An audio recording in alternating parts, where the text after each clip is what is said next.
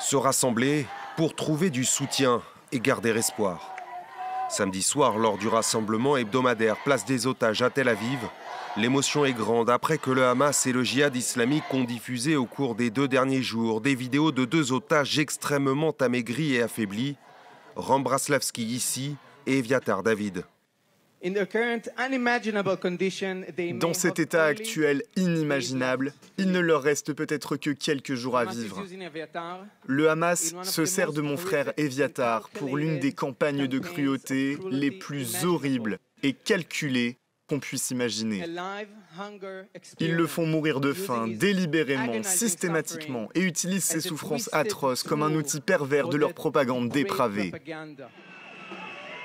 Non loin de là, devant le ministère de la Défense, ces manifestants affichent leur détermination. Alors que les négociations avec le Hamas semblent au point mort, ils exhortent le gouvernement à parvenir au plus vite à un accord pour obtenir un cessez-le-feu et la libération des 49 otages vivants ou morts encore à Gaza. Aujourd'hui, nous avons eu des visions de l'Holocauste depuis les tunnels des terroristes du Hamas à Gaza, et aussi des enfants à Gaza qui souffrent en même temps. Nous voulons que cette guerre se termine. La seule façon d'obtenir un cessez-le-feu et un accord sur les otages, c'est de faire pression sur Netanyahou.